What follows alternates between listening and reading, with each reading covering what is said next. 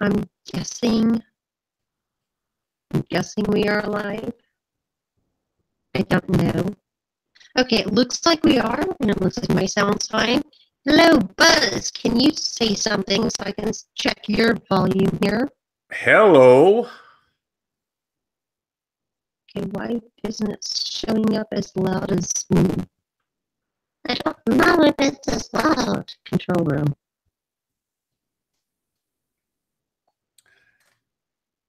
Yeah, I gotta test my setup later too for Streamlabs. Well, it's oh, there we go. Okay, so say something. Something. Okay, say something again. What do you want me to say? Okay, well, it looks like we're about even.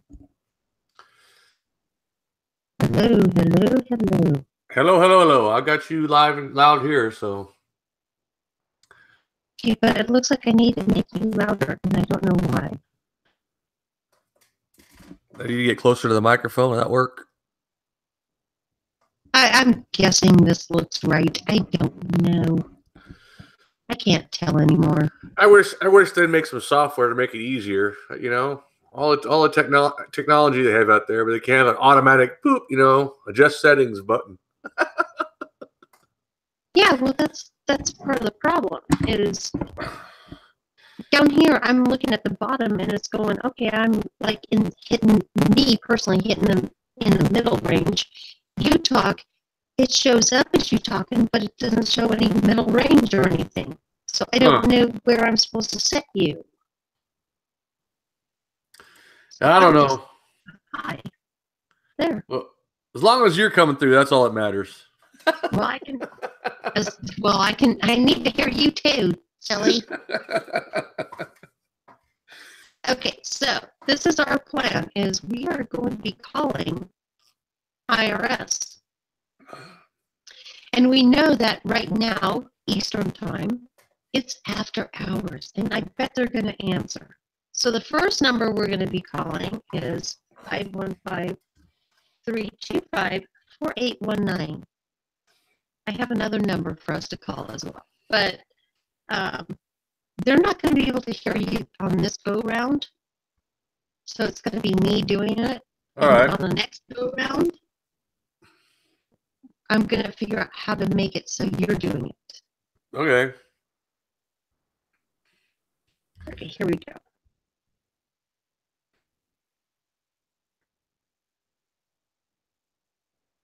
I'm dialing. It's not even ringing. 15 seconds into this, nothing is happening. Oh, don't tell me. 25 seconds in this. Do you hear one ring? Are you calling from your computer? No, I'm calling from my phone. Yeah, so I say that's. So I don't know how unless they only open for. Okay, so it didn't answer. Let's call the other one then. This is 859-838-4499. Maybe this one's ringing. Oh, here we go. Can you hear it? Yeah, I can hear it.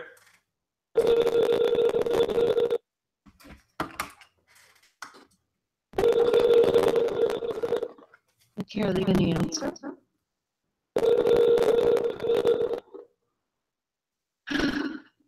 Maybe they got on to where they're not supposed to answer after hours. That would be a shame.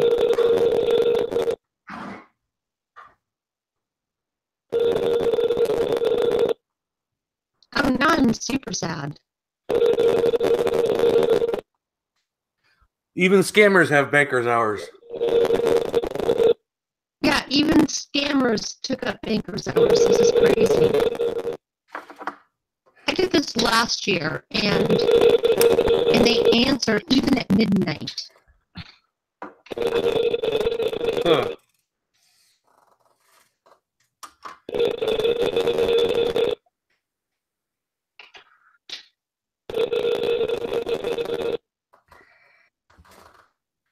I'm so sad. Yeah, it happens that way sometimes. Oh, this is depressing. It was going to be so good. They're probably out getting drunk. Yeah, they're probably out laughing at all the other people who went, oh my God, I didn't get IRS. Here you go. Here's my Social Security and all my other information. Because I'm just an idiot. I'm going to have to record the messages they left me about my 4 charges pressed to my name and play those. Those are funny. Oh, yeah, definitely. Oh, yeah, see, it rained so long it hung up. Yeah, they should. Even the scammers have, like I say, even the thieves have their own ethics, man. Shit. That's crazy. Oh, wow. Okay, well, that's my first experience of them not answering. That's just, well, now I'm a little sad.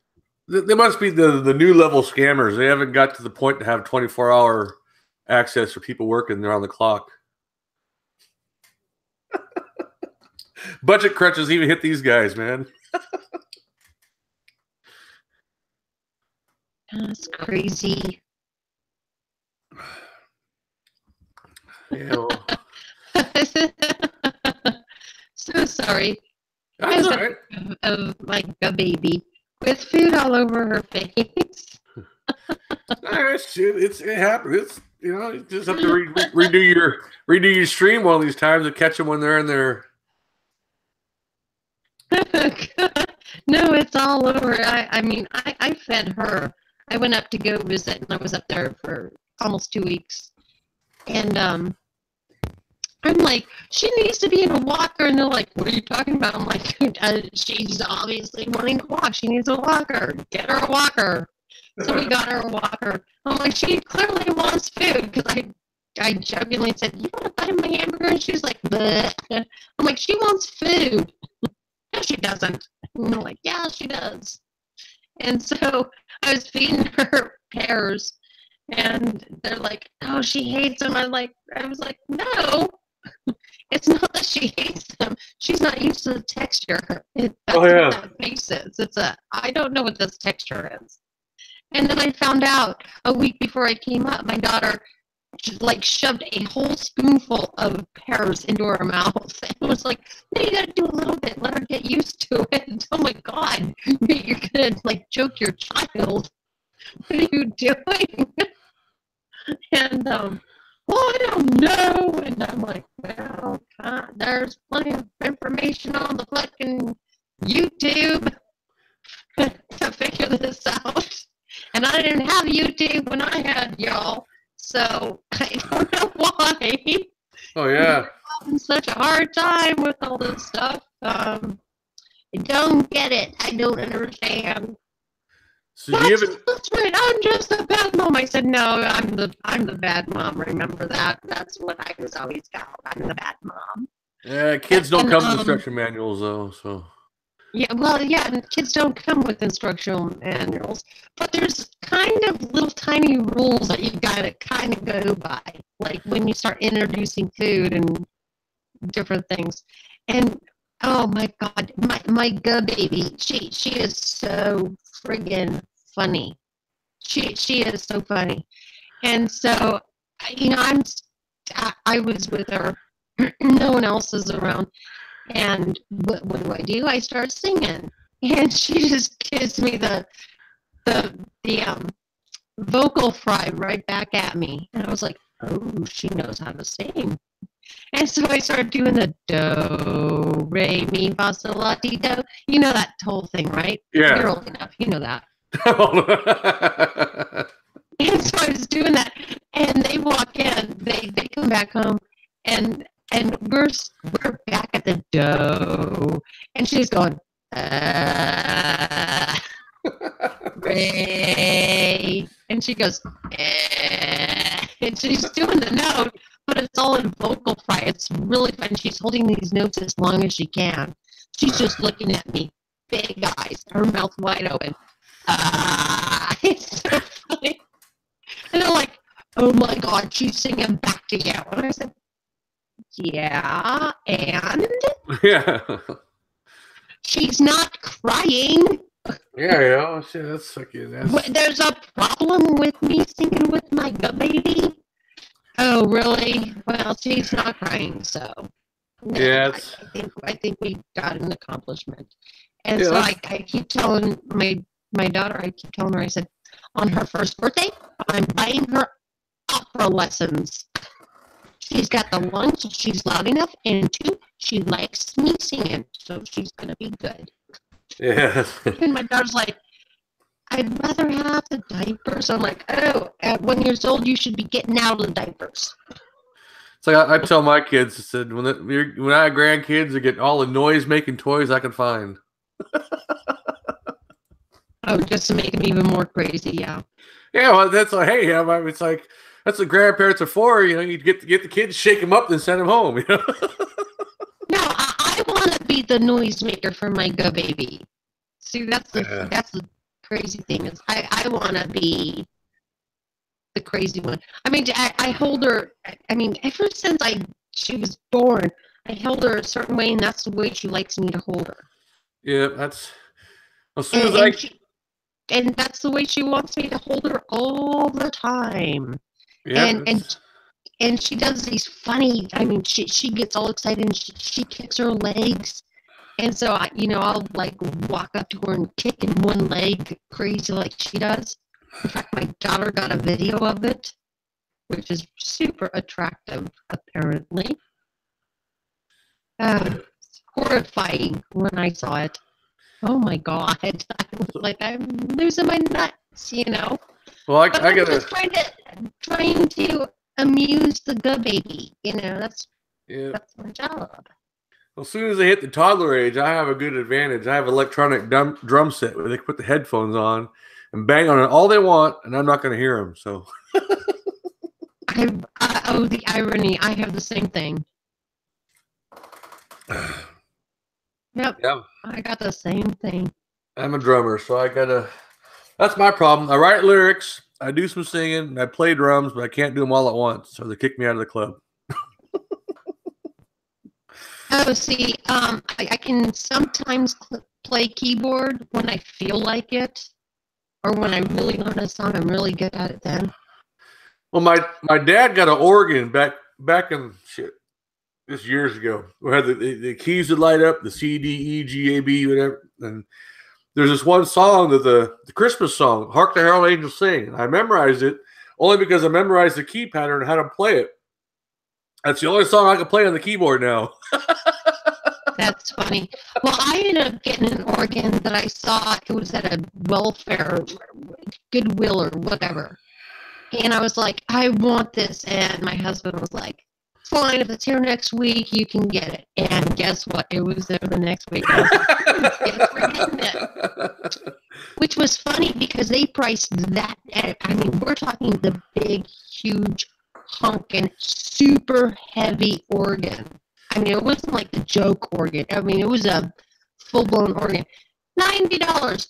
The joke organ, they wanted $200 for. Yeah, that's. And I said, it's meant to be. And it took both him and I to get it in the van and out of the van. And then I said, oh, there's no way both of us are going to get up there. And I was like, you got to call your uncle. And so he did. So it took 3 people to get in the house. And he was like, this thing is never moving ever from this place. That's the kind of like, sit there for now. And he's like, you sure that's where you want it right now? Because it's not moving ever again. Watch what my dad got. I think it was in the 1970s. It was one of those big console organs with the wood frame and. Oh my God! Where you sit down with the pedals and everything. So it was a. Yeah, it had the pedals underneath too, and we had this cat that's what he would actually go into the pedal area and hang out, and I would turn this thing up all the way and like hit everything to get him out of there, and he still wouldn't come out. I was like, fine, whatever. That's where he wants to be. This is his new home. So his new home was inside the organ, because I couldn't get him out. I mean, Once he went in there, there was nothing you could do. I mean, I sat there and played it. In the backside? I played like ELO songs on it and all kinds of stuff. And the cat would still be in there.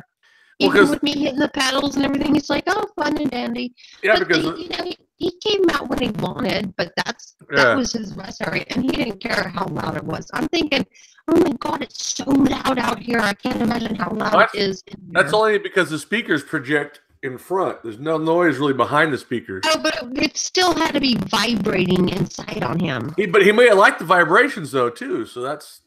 Cats kind of like when they purr, they kind of like the vibrations. So maybe it. Well, I'll tell you what. Every time he came out, he was super staticky. He was definitely super staticky. His hair was like sticking straight out. It was funny. Probably because all the magnetics of the speakers. Yeah, it was crazy. Giving static electricity. Yeah, it was crazy. It was crazy. But yeah, I was playing like ELO on this stuff and all kinds of stuff. Right? And my ex, he was like, "I can't believe you can play this." I'm like, "I don't know how I'm doing it, but I'm doing it." Because I mean, if you saw my sound system now, it'd be like. And he was like, "I still can't believe you're playing this." I said, "I know how I'm playing it." Yeah, so they're fun once you kind of get to know what you're doing, and it's like. Every time I go through Costco and they have the organs out around Christmas time, I'll play "Hark the Herald Angels Sing." That's all I know. I can play it without looking too. I was like, That's so funny. That's all I learned though. See, I started out in school. I tried to go for the trumpet, but my lips wouldn't work to have the right aperture for that. So I went to the. My lips didn't like the vibration. Yeah. I started off with the alto sax. I started learning that, and then trying breaking all the reeds and doing all that crap. The strap hurt my neck, so I went to the baritone horn. That was too heavy to carry around, and I went to the drums, and I stuck to those ever since. Yeah, that's funny because I wanted the drums, but this girl Lana ended up getting the drums, and I still can't figure out why she got the drums. Other than I think she was a dyke even back in grade school. Yeah. And the music teacher went, "Yeah, you get the drums." And I ended up with a flute, which I hated. But I got to the point where I was like, you know what? This is what I'm stuck with. Fuck it. I'm going to be first chair. I'm sick of being here in last chair. And I fought my way because we had challenges that you could do to get to first chair. Oh, wow, yeah. I made my way to first chair, which meant when there was a piccolo solo or anything, that you'd get to do that and all this stuff.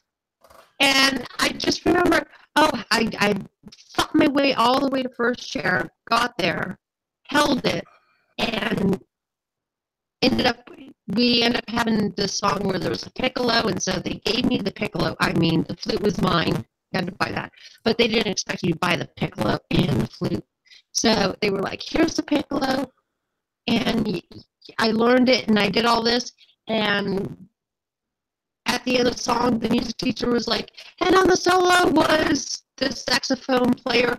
And not one fucking mention of me on the piccolo. I'm like, what the fuck? Yeah, I just sat there and I remember just looking at her like, what? Nothing for me. I came from last chair, you dumb bitch. Fought my way here, and I even learned the piccolo on top of it. Yeah, that's... Nothing. No, the drum solo, though, that name gets mentioned. The saxophone guy gets mentioned. The trombone guy gets mentioned. The trumpet gets mentioned. Everybody except for this section gets mentioned. I fought my ass off to get here. What? No, I hear that. I'm so mad. Fortunately, in my situation, there are always a lack of drummers. Like in my grade school, it was me and my other fourth grade classmate that were in the drum section. Okay, we were the drum section all through grade school, and then in high school, the first semester I didn't join the band. The second semester, I joined. The band teacher just thrilled to death because they only had the one drummer, which was my other classmate. and we could like do no wrong. We were just like the chosen ones in the band. It was kind of cool because we could screw off, and it wasn't because we were just the band. We know you can count to 1, 2, 3, 4. No, but the band. 1, 2, 3, 4. You can do 1 and 2 and 3 and 4, and you can do 1 E and a 2 E and a 3 E. Just go away. But with the drummers though, they couldn't do a marching band, just one drummer. So we even got to march. We even got to march in the Disneyland parade. We auditioned and they accepted us, so that was kind of cool. Down at Main Street Disneyland, we went down there and marched down there and stuff. So it was kind of funny though, because we'd go and when we were doing the sight reads. Me and my other we're good friends too. We'd look at it and say, "Okay, let's change this up here," and we do the changes on the sheet. And it'd be funny because when we were practicing it, our teacher would kind of look at us like, if it didn't go right, he kind of gave us a sour look, like kind of a questionable look. But if it went well, he just smiles. Okay, leave that in. There you go. So we had fun, I have a cajon here. But a lot of my drumming it's instinctive. I'll hear a song, and I'll be I never heard it before, and I'll be putting the crash, hitting the crash cymbal placement when it's coming up. I just instinctively feel it. So I don't know, it's just something weird. Yeah, no, I've got a cajon. I love playing it. There you go. Not too many people even know what a cajon is, but I love my cajon. Well, there's so I've many. run into drummers who don't even know what a cajon is. I'm like, well, it's the box that you play. Yeah, the box drum. I gotta get me one of those one of these days. Let's see. Here I am in Music City, Nashville, and it's like I walk through downtown. I hear some of these drummers playing. I said, "Really? They got that gig? Okay." I'm not perfect, but damn, I sound a lot better than that when I'm playing. Oh, I know what you mean. I do. But I love my cajon. I do. I love it. I have so much fun with it. Yeah, so that's I gotta start getting back up and taking some of my songs that I finished into the studio and get some demos made and then start pitching them. Shit, Well, there's a guy here locally. He's known as, quote, the Piano Man. He used to work with Aretha Franklin. There you go. And he's like, it was a karaoke type of situation. That's how we met. And he was like, "Oh, gotta work with you." And I'm like, "Who the fuck are you?" And he tells me, and I'm like, "Yeah, right." And then I, do my research. I'm like, "Oh my God, it is him." Oh shit. Well, but you gotta be careful though, because everybody says they're this and that, and sometimes they are, sometimes they're just bullshitters. Right. But I was like, okay, fine. And so he was like, I want you to come up and audition to be in this band. And I'm like, okay. And it was at a blues club up around the bend around here. And I get in there and I'm like, oh my God, I know the other guy in the band because he's super famous in this area because he teaches all the kids around here music. He's like the guy. If you want your kids to learn music, he is the guy. I was like, oh my God. And this idiot, I told him what songs I want to do, and he's like, well, I don't know any of them, so you're just going to have to do. I was like, no, I want to do Dreams. And I know I'm in a blues club. Dreams ain't going to cut it like Fleetwood Mac. Not really going to cut it. I get it. But I need that for my warm-up. And then I was going to do for the bluesy type thing was, don't put no stone on my grave. That song, right? Yeah. That was good. But I needed my warm-up song of Dreams. I needed that. And he's like, okay, fine. And the guy was like, oh, I know that. And I have a whole recording of the whole song. And because someone took it, and I was like, oh my God. And then they recorded the "Don't Put No Headstone on My Grave. Oh, my life has been a slave." Yeah, I love that song, by the way. So, Yeah.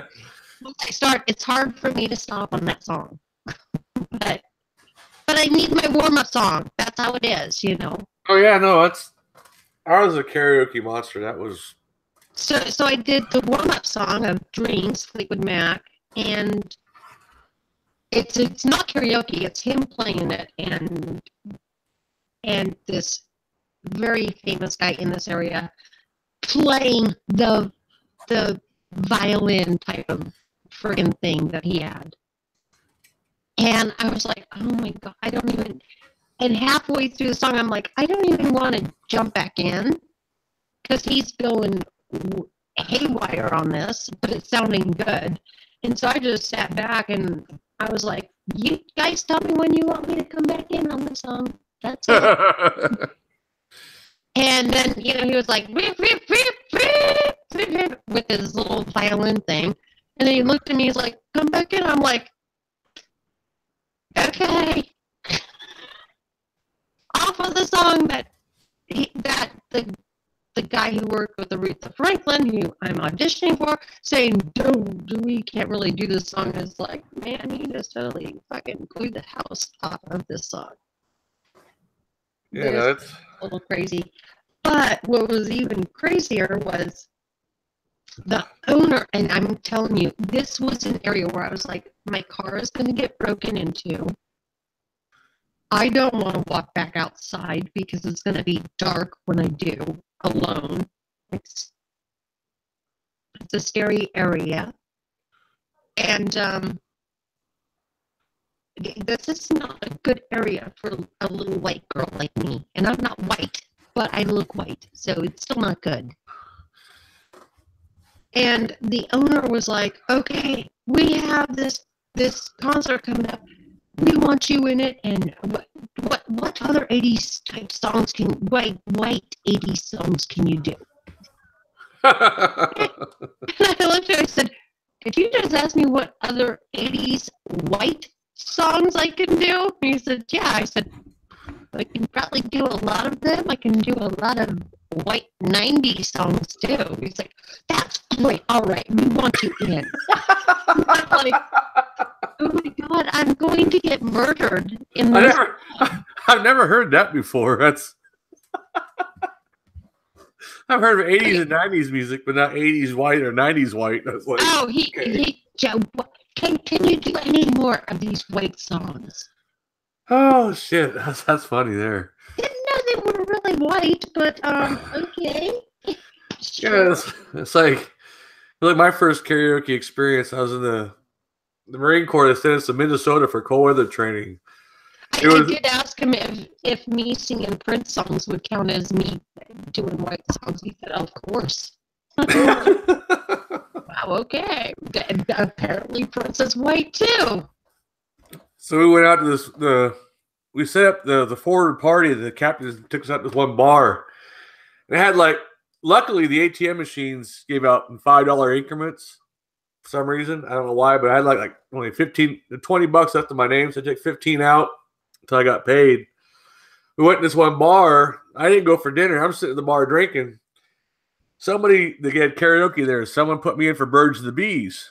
I'm not going to do that. He's trying to set me up. I don't sing. Oh, I don't know why they would set you up for that because I'm just looking at your name as Buzz the something. Oh, well, this is before they knew that name. But anyways, so I'm looking at it's all fitting in that. Yeah, I was looking through the catalog, and I was talking to this one blonde girl sitting in the bar there. I'm like, okay, I'm going to press her. Well, I saw I'll take this job and shove it. Well, I knew the chorus, take this job and shove it. Well, I had that part down. I figured, well, the lyrics come on the screen. What's the problem? Well, I was so drunk and so nervous that the lyrics would go by. I was reading them. I was all quiet until it came to the chorus. And it was, take this job and shove it.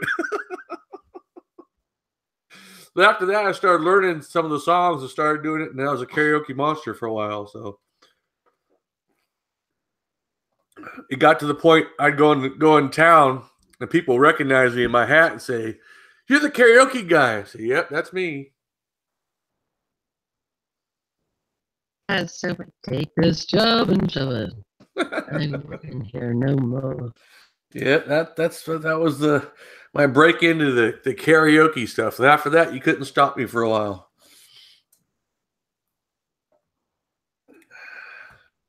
I still do it every now and then, but not too often. I love karaoke. I do. I do. I love karaoke. It's mostly because I kick people's asses. Like if I hear them doing like a Stevie Nicks or a Shania Twain or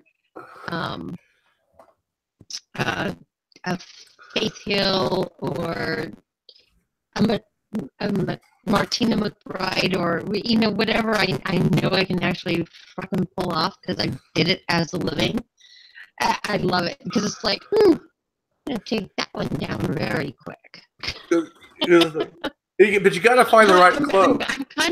I'm actually I'm like a pterodactyl when it comes to karaoke. Is like I'm gonna take you down.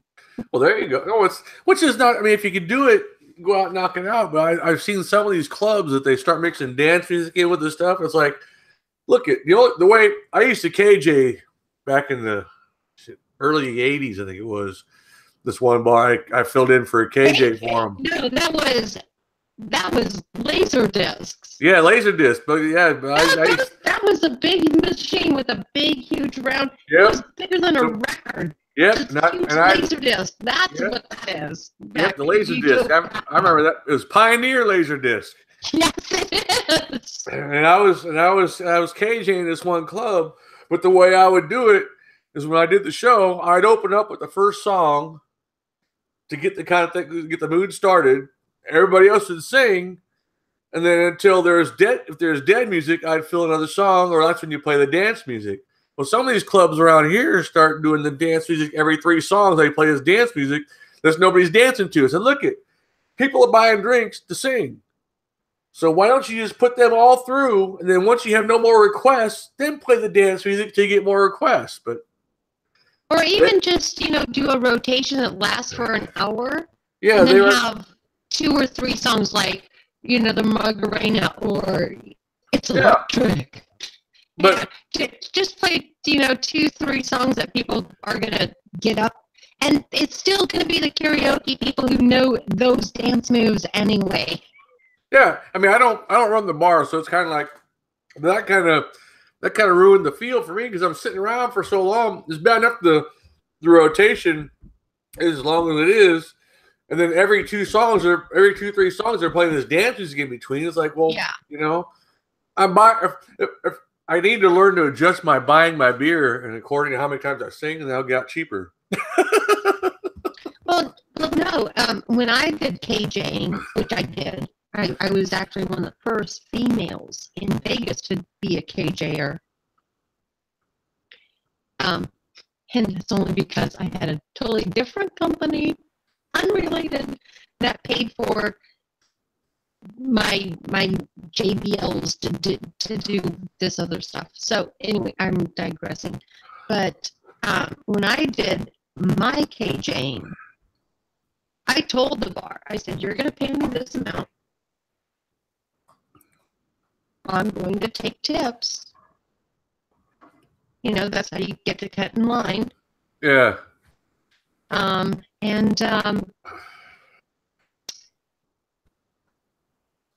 If I don't have anybody play anything, either I'll be singing.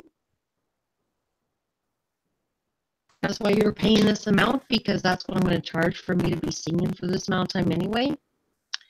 And that I might play some dance music, just get people on the floor. And every place I went to and did that with, they were like, this is the best setup ever. They hated everybody else's karaoke setup. I was like, this is how it's set up. This is how I do it. End of story. That's how I ended up getting so many karaoke jobs. And I was like, well, I guess I'm going to, kind of not worry so much about my other moneymaker. Oh yeah. Well, I didn't do tip. Well, tips weren't a thing when I first started back at Laserdisc. That wasn't really a. You know, it was. I know, but I was in Vegas, and so Yeah. everything is tipped. Oh yeah. No, but where I was at, it was kind of like it was getting up people to sing and convincing them, hey, you go ahead, do it. You know, because even you sound suck. You know, it's karaoke. It's not like people are paying to come in here. No, a tip would get you cut in front of line. Oh yeah. The other ways I made money was I made a cassette recording. Yes, that's what it was. A cassette recording of them singing. Or at the same time, I always made a video recording. I set up a whole video recorder and it was faced on them.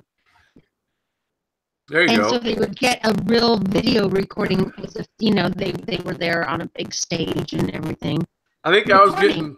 And that's why I charged what I charged. And if they wanted the cassette recording or the video recording, I would charge them a certain amount. Yeah, this year, this one bar I was at, it was... I think I did it for like $20 a night, KJ'd for them. And they gave me a $20 drink tab. The reason I quit is I was trying to use my drink tab to buy somebody, kind of encourage some of these other people to get them to sing and buy them a drink, you know, to kind of get them fired up to get up there. Oh, God, honey.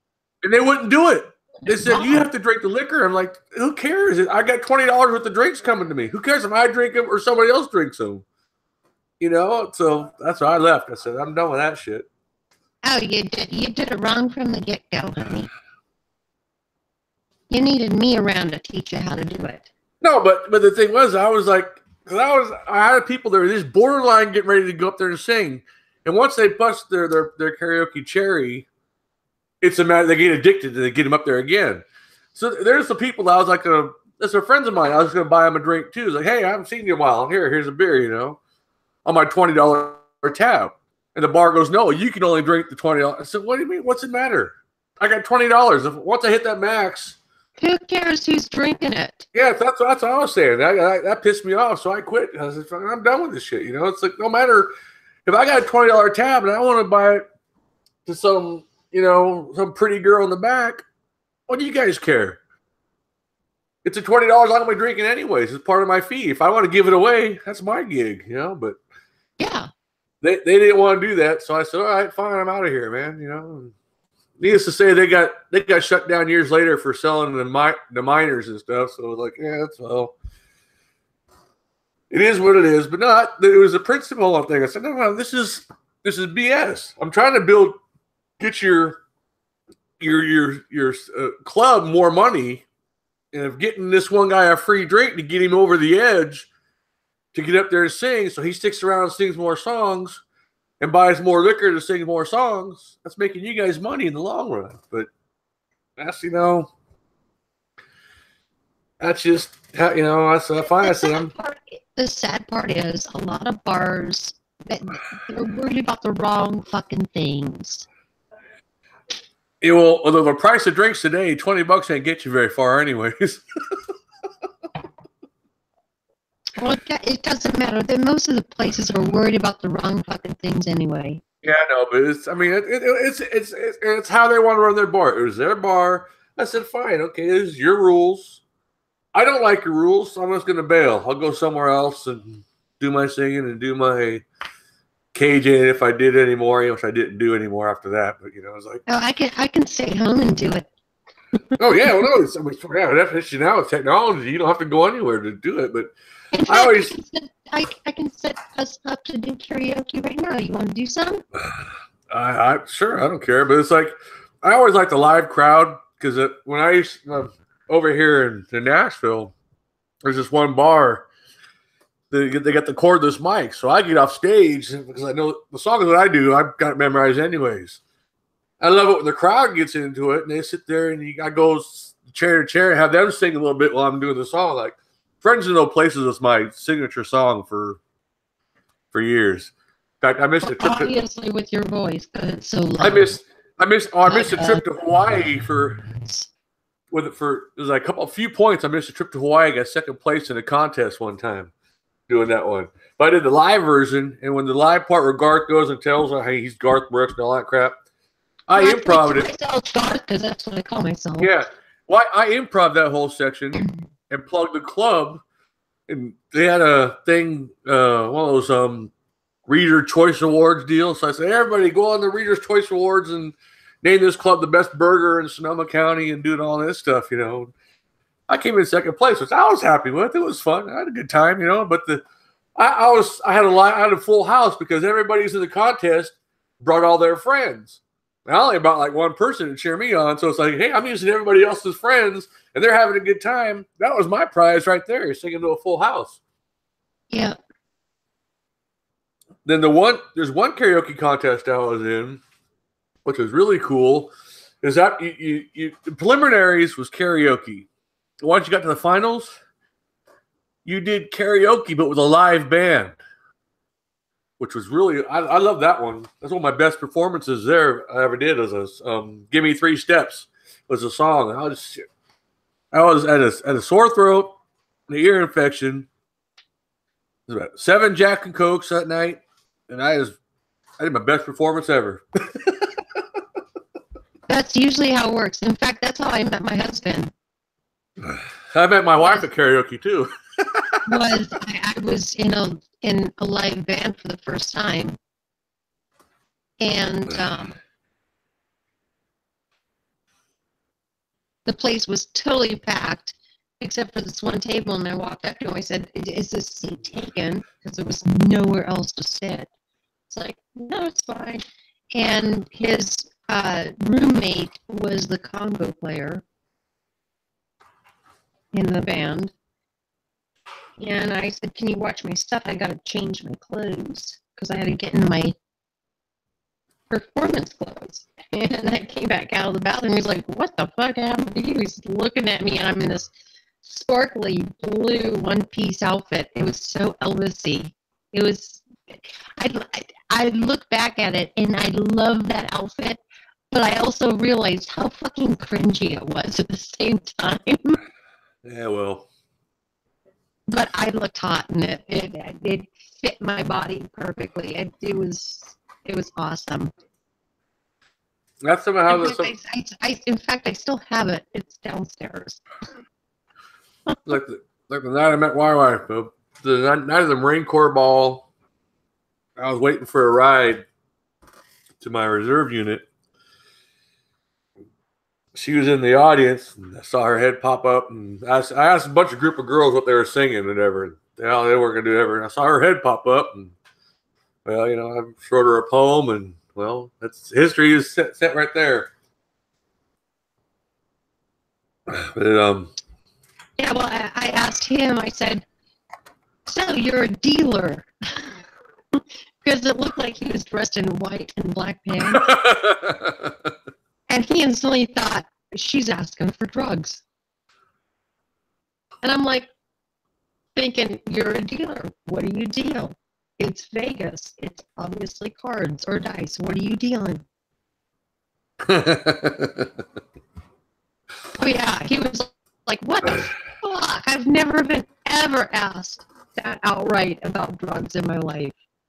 Like, yeah, I can see that happening in Vegas, because I hear dealer, I wouldn't think of unless I'm sitting at the table, think of the card dealer. Oh my God, but that's basically, you know, my born and bred where everybody's a dealer if you're wearing white shirt and black pants. Oh yeah, I mean, that's kind of, you know, everybody gets off work, going and have a drink at the club. You're a dealer. What do you deal? Now, in retrospect, I understand how crazy that sounds to somebody from the outside. Basically, anyone outside of Las Vegas. Yeah, especially, yeah. I mean, I can see how, you know. What do you deal? Yeah, I can see how that could come off wrong. Yeah, he was quite astounded at my upfrontness. Saying like it wasn't. I said, "Oh, sorry, you looked like one." I was like, "What do you look like one?" I said, "Your white shirt and your black pants." And he said, "My pants are green." I'm like, "Well, in here they look pretty black." Yeah, with the lights are down there, everything looks black. I can see it, because you're thinking one thing, he's thinking, okay. I mean, I would have, he asked me if I look like a dealer, like not thinking of the different connotations of it. I'd say, oh yeah, that would kind of be, yeah. I've never been asked that before, but right. But again, we're in Vegas where this is a normal conversation. Oh, you're a dealer. Where do you deal? What do you deal? For people, yeah. Well, I guess if you worked at a casino, it would be covered vernacular. But for the lay person walking into Vegas, sitting in a bar, especially with all the other extracurricular activities going on the street out there, I can see how one could, oh, wait a second, man, I'm not dealing drugs.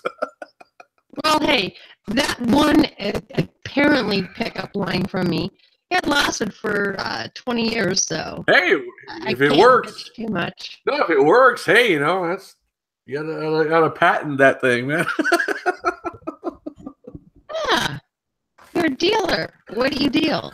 That could be a hashtag right there, man. Hey, website, areyouadealer.com.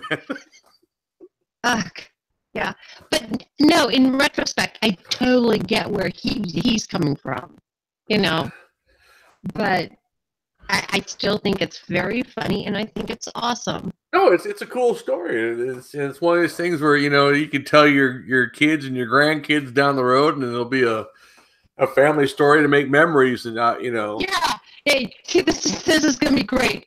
Hey, little grandbaby of ours, coming from his point of view, do you know how your grandmother and I met? She thought I was a dealer of drugs. Yeah. When I first met your grandma, she asked me if I was a dealer. I mean, it could be so fucked up later down the road. Memory. It's a memory. It's something to laugh about down the road. I mean, here 20 years now, you're talking about it still. So it's something that it's not going to go away. Oh, it's one of the best memories I have with my exes. Well, that's what I'm saying. So. I asked him this honest question, and I didn't mean that, but he took it as that.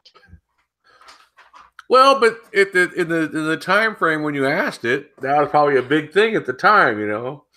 Dealing drugs was one of the top. Well, I think dealing drugs is still a big thing, but hello, if I'm looking at someone who's dressed as a dealer who deals shit in a casino, cards, dice, whatever, and I say, what do you deal? I still think they should fucking figure it out. No, this is true. It was just a misinterpretation of what was said, and that's the problem with words and meanings. They can take on two different sets of legs and go different directions. Well, the problem is he used to be a dealer, and that's why he took it that way. Oh, okay. Well, let's see. Then there's that hidden aspect that it really had nothing to do with me, then, did it? Yeah, no. Well, to see, but I didn't know that until you told me that. But I didn't know that until he told me that years later. Yeah, so I'm saying he took such an offense. Yeah, that's the problem. Society. Society today. How do you deal? But we're in Vegas. No, it's dealing cards. And that's all I was. Why are you so offended? Turns out years later he confesses to me, well, I used to deal drugs. Oh! No wonder you took it that way. Oh, it's like society today. Everybody's so quick to get offended on a word or a phrase here and there when it's just a lining up of a certain amount of letters that only give it the power that you give it, the meaning. So, I don't really worry. I don't really get offended on the words that people say so much. I actually get offended on the actions that people take. No, I get that, but it's like the being in the Marine Corps. I've had several people try to call me they try to call me a jarhead in a derogatory term. I'm like, you got to do more than that to get me pissed off because I know what you're trying to do, and just a bunch of letters. Actually, I take that as a badge of honor. So go ahead, give me your next shot. But I have never ever in my life met a military guy who was actually offended by being called a jarhead. every time I've heard someone try and insult a jarhead, they just turn around and said, "You're welcome for my service." Yeah. Well, the best or way, something similar to that, which was like, if you really want to piss off a Marine, that you know a Marine, is call him a soldier. well, call him an army man. Thank you. Yeah, call him a soldier, and that'll. But even then, I have a guy I work with. His dad was in the Marine Corps, and he goes, "Hey, soldier." And I knew he was playing around, so I didn't get, riled up. So that's Marine to you, sir. And he kind of pulled me aside. Well, I know. I said, I'm just playing too. I don't get riled up. In fact, I was on an Army base with Marine Corps training. I didn't have my chevrons in my field jacket. And the officer didn't have his chevrons on either. I was going through the chow line. He goes, "How do you like the chow? It's pretty good." He goes, "That's pretty good, sir, there, soldier." I opened my jacket up and said, "No, that's pretty good, sir, Marine." I'm not a soldier. And we kind of laughed it off like, okay, well, by what we were wearing, we all looked the same. I didn't know he was an officer. He didn't know I was a Marine, even though I was training on the Army base. And so we kind of laughed it off, and it was no big deal, It just goes to show it's kind of like the pronoun things. If you're not wearing a label, I don't know what to address you as. Kind of laughed it off, and it was no big deal, It just goes to show it's kind of.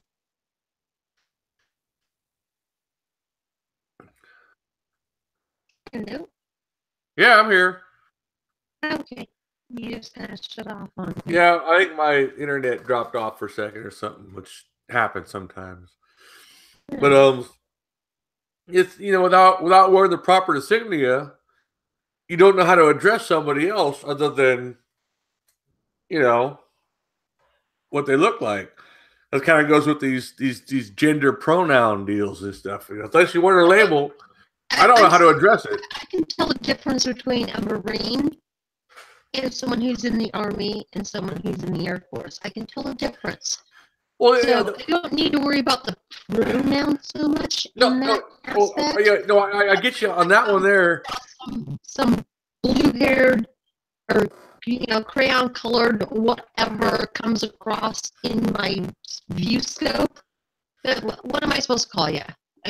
And you really want me to remember this? No, I get that. Enough time to remember everyone's names.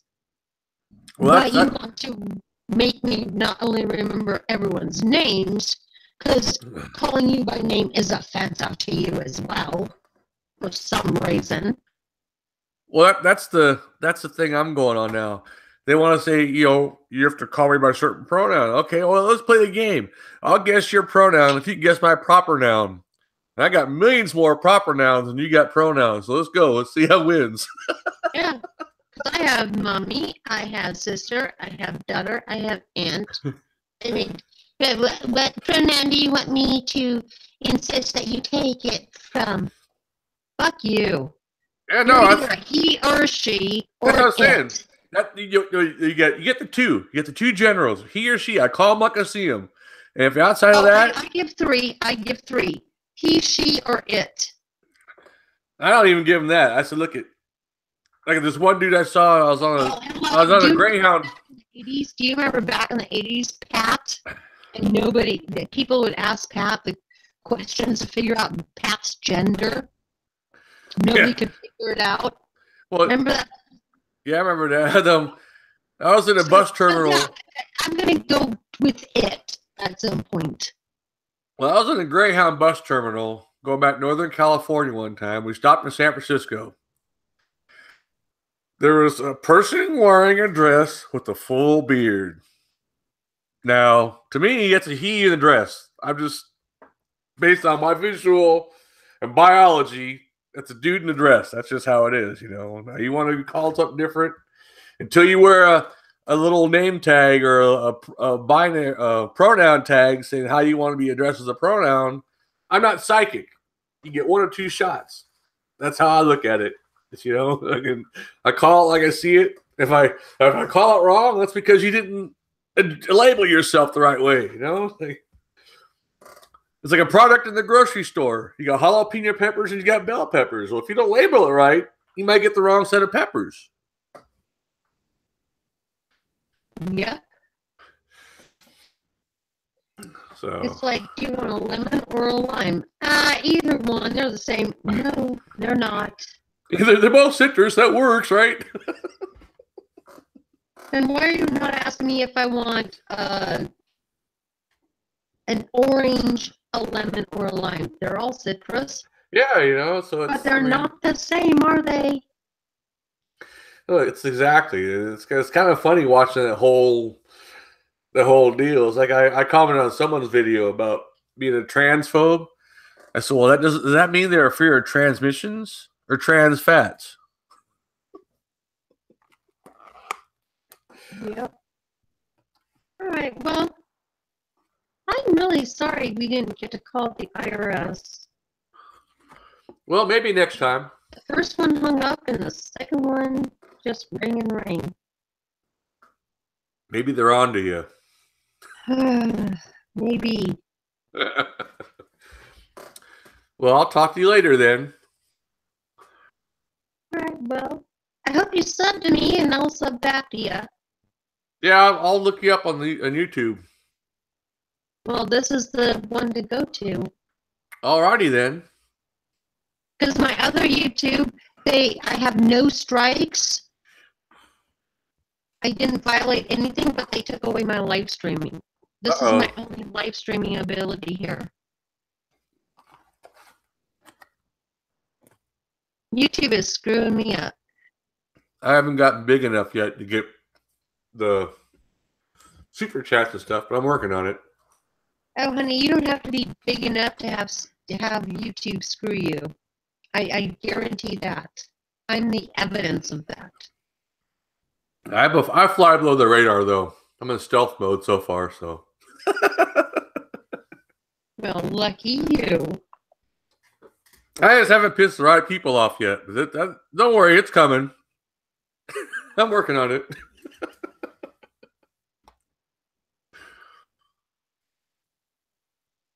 All right, I think I'm gonna go chill for a bit. I might live stream again. Alrighty. If I do, it's gonna be karaoke shit. Alrighty, that sounds like a plan. So, you're more than welcome to come and play. Alrighty.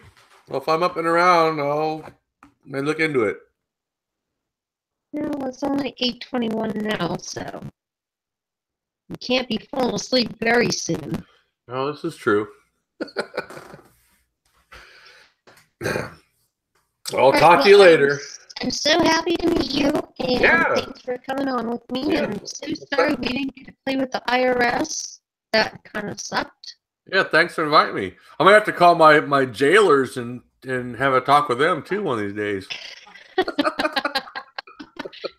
Include me in those calls. Oh, I'll send you the link. But yeah, I think you and I are going to get along very well, especially with my background of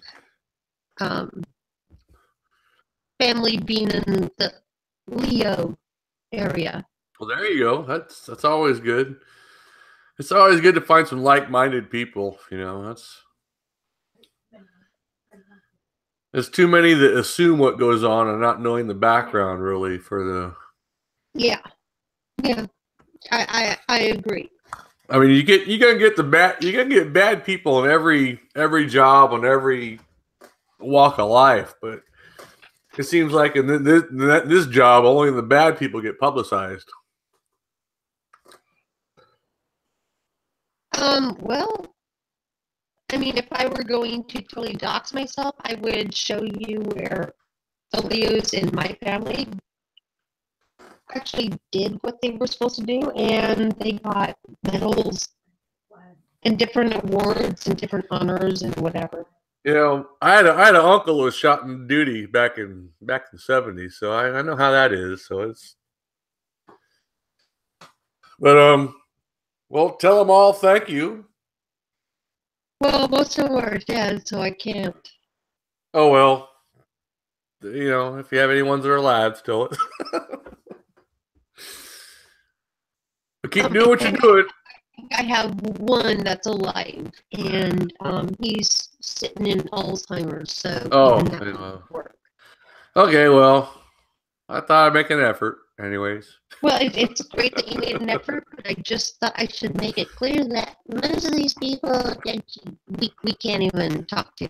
Oh, there we go. Well, I mean, it's all good, but at least they went and did what a lot of the other people won't do. So, yeah. Well, I actually was going up to a state. I won't even say the state because I'm not fully ready to go back into what I was doing before. But I was going up to a state. I was going there as a friend of the state. And saying, hey, this is really what's happened with the law, and you need to fix this. oh yeah. And my dad ended up dying right before I was supposed to go up. And I called the folks up, and I said, I don't think it's a good idea if I just show up. It hasn't hit me yet, and I don't want it to hit me while I'm there, because I might really completely go off in the deep end on these people. And everyone was like, I totally understand. Just write down what you wanted to say. And so I did that. And I gave them what I wanted to say, and then they totally took what I said and twisted it into other shit. And I am watching it live. Nope. I'm like, nah! Well, that happens. That's the other thing about writing stuff. It's kind of like, But then they turned around and said to everyone who's in the state legislature, we just bought all of her books. We just bought enough books to make sure each and every one of you get her books and you understand what she was trying to say, because there's no way we can say it the way that she would have. Well, there you go. Oh my God. You did not just buy all the books. I gave you the book. All you had to do is just give out the PDF, because that's how I gave it to them. Just give them the PDF. And they turned around and bought the book for all the state legislature. I was like, oh my God. You didn't do that. You really. And so I called after, I'm like, first of all, that's not what I said. Yeah, well, that's not what I said in my speech. And second of all, why did you turn around and spend all that money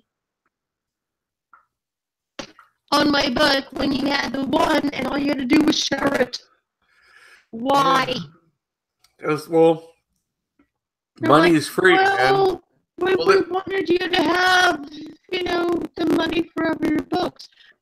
Well, if you read what I wrote. Yeah, but then again, I don't want the money. I want them to read. I want them to know the law. I did when you totally twisted what I said. Yeah, well. Why are they going to bother to read what you just bought them now? And I called all these legislators. Did you ever read this book? No. Oh, of course, but. Did you ever read any of the fucking bills you signed? Oh, no. The answer is no. No, they don't. They just vote on the clickbait title like the internet does. Oh, this says XYZ. Well, I don't like XYZ, so I'm gonna vote against it. Not reading what's in XYZ, but. Which is really funny that you said XYZ, because there is the XYZ war. And nobody knows what the fuck I'm talking about when I come up with the XYZ war. Do you know what I'm talking about with that? Well, not really, but. Okay, there's really an XYZ war. And it's done under President Adams.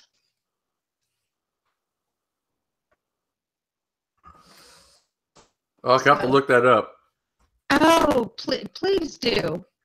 And the reason it's called XYZ is because we didn't get the names of these guys that we were talking to, and so we just called them Mr. X, Mr. XYZ. Because we tried to make a deal, and the deal didn't happen, and we didn't know who we were talking to. And so that's why it's called XYZ, because we didn't know who the three guys we were talking to were called. Right on. Kind of makes us look really stupid at that point, don't you think? Yeah, well, you know, there's so much involved in history, but it's like I tell people, history just happened 10 minutes ago. We are part of history, undocumented history, but history nonetheless. Oh, but I'm more concerned with people in the accurate history of what really happened. Oh, no, but that's the thing. It's like, okay, what history? Okay, what the whole point of the problem with history is who decides what's to be documented and what's not to be documented and what's important, what's not important. That's the problem, because history is every second that passes by is history. That's the alleged problem, but all you have to do is look at the various different scenarios that are given to us in those stories, and then from those stories we can actually figure out what really happened. No, I know. Well, it's like I always said, the truth is you got the right and the left, and the truth is somewhere in the middle. It's just you got to try to look to find it.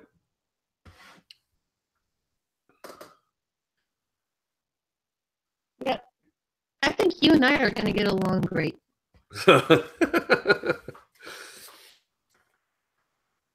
Well, sounds good. Well, I got a jet, but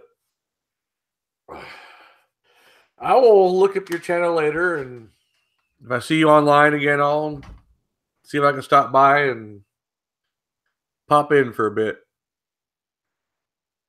Everyone's always welcome. Sure.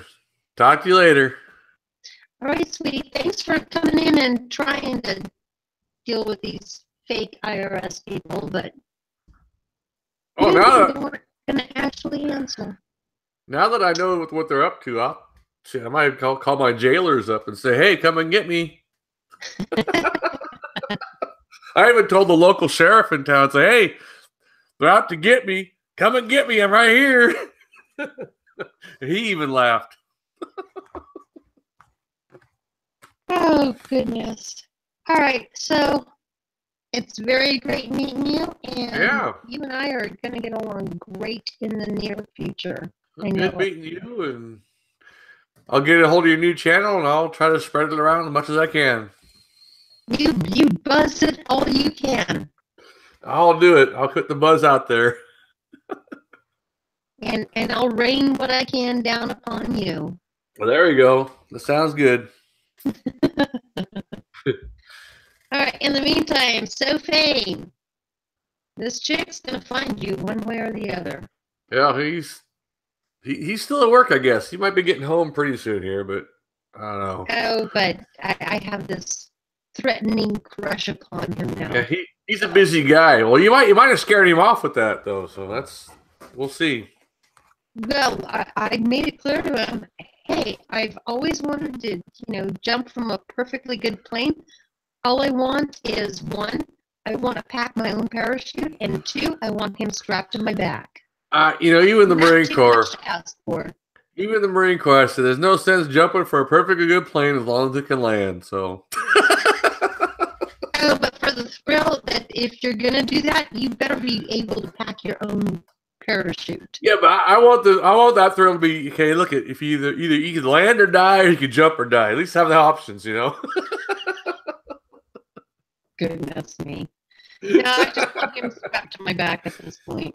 Oh, let's see. That's a whole other story. That involves a lot of the pre-planning and the specialized jumpsuits. So it's. Hey, I jumped out of plenty of friggin' buildings, and I went flying with a flying elbow, by the way. Well, there you go. Know how to do it. That's fine. That's all good. You keep bugging him. Eventually, he'll get around to you. He's a busy guy. I keep bugging him. He's either going to get to the point of he's going to block me, or he will get around to me. I don't think he blocks too many people. He's just pretty busy is all. Just got to get him at the right time. Yeah, he's not going to block me. He followed me first. It's his fault. He was one of my first followers too, and first subs on YouTube. So Really? Did you follow him first though? oh yeah, but Oh, so it was a follow in return. See, no, I found out he was following me. I was like, what? When I was looking through my followers, I was like, no. well, I was too new for it to even get mentioned by anybody else. So Oh, but you followed him and he followed you back. yeah.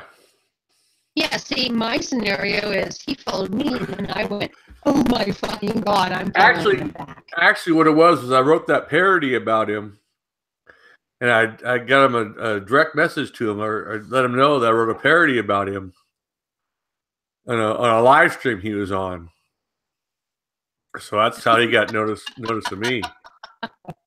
I even sent him the lyrics to it too, and he kind of liked it. So now I got to do the video now because you requested it. So yeah, you know what's really funny? Do you know Beardbarian? Yeah. Well, I've got a song, and I need to touch it up some more, make it better, because I've been promising in the song. I also have a song for AP and Ghastly. There you go. I've heard of them too. Yeah.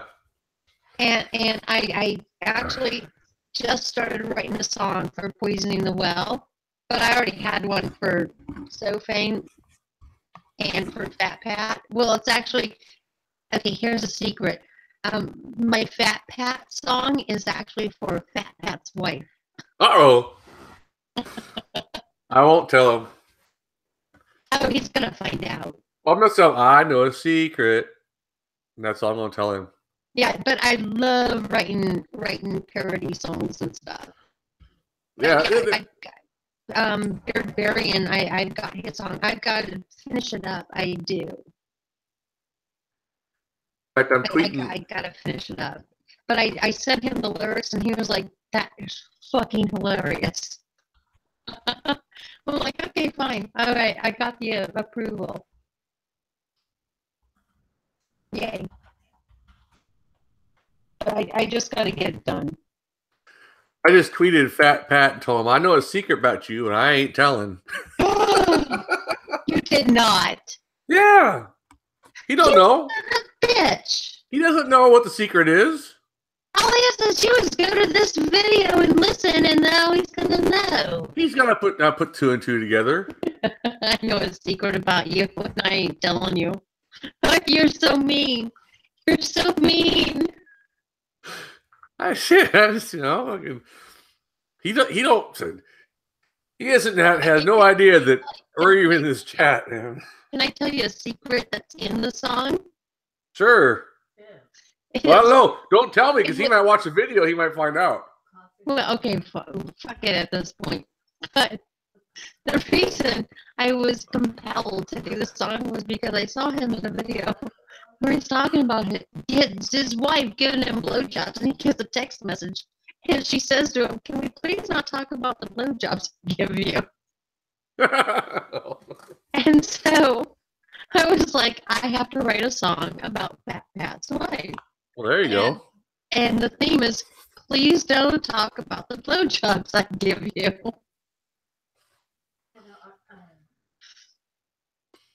I'm sure he'll be looking forward to this. Really funny because not many people picked up on that stupid video of theirs. It has like very few views, but it's very funny. No, it's that's pretty good. So, he's a pretty good guy from when I met. I met him briefly once in their studio around Christmas time, but I plan to go back. Jealous. I'm gonna meet up with them. I'm gonna meet up with them again in May with their little meet out there on 2nd and Mile. So, well, hopefully I'll have this house sold and I'll be able to buy my houseboat and I'll be sitting there in Savannah, and then you guys can all take a 3-hour trip and come visit me on the coast in Georgia, Savannah. There we go. On my boat. And if you want, we can go out and go fishing. That sounds like a plan. Hopefully. Of course, I can't guarantee that that's the timeline I will be able to do, but oh my God. One step at a time. I already told Sophie, hey, the houseboat I am looking at getting, we're going to be able to fish on, cook on. I mean, it's a full-blown thing. You can come and you can invite 3 other people. Yeah, you just tell them there's free beer there, free booze. They'll show up. Oh, fuck that. No, bring your own booze. Well, I don't drink that stinky ass shit that they drink. Fuck. Yeah, well.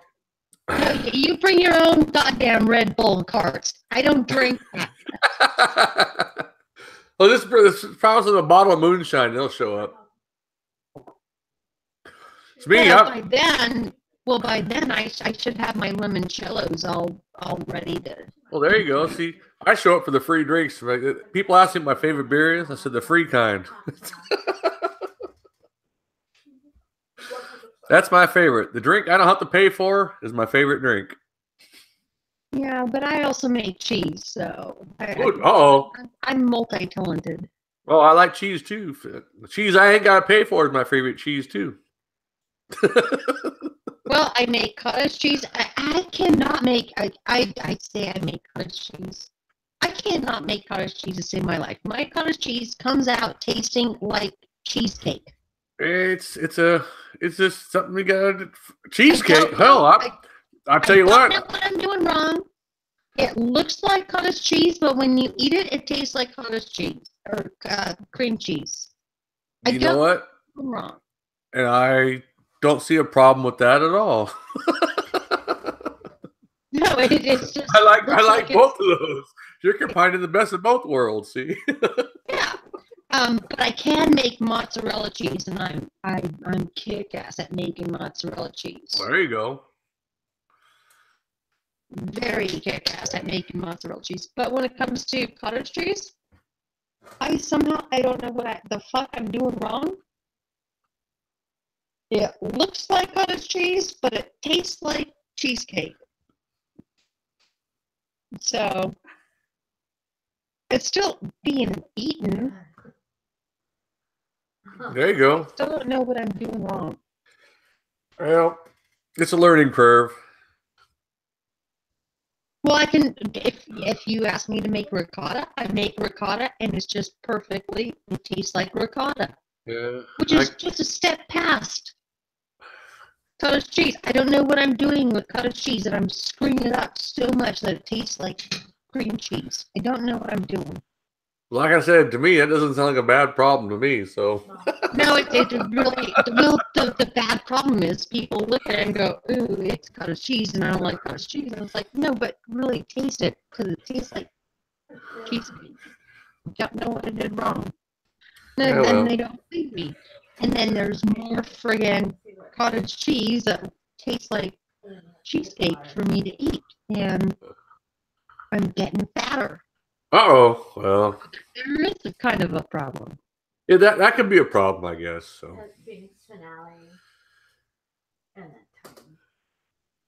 Alrighty, well, I gotta run. All right, you run, and I'm gonna walk. Oh. I'm gonna be like a sloth. I'm not running in the virtual sense of running. The only time I run is the refrigerator during commercials. All right, sweetie. Talk to you later. All right, well, thanks for coming and trying to help with this stuff. Yeah, well, we'll get them next time when they're open. Definitely, and you and I, we got to keep in touch. It's sad when the scammers are taking time off, man. No kidding. How dare they do such a thing? My PayPal's open 24 hours if people want to give me money.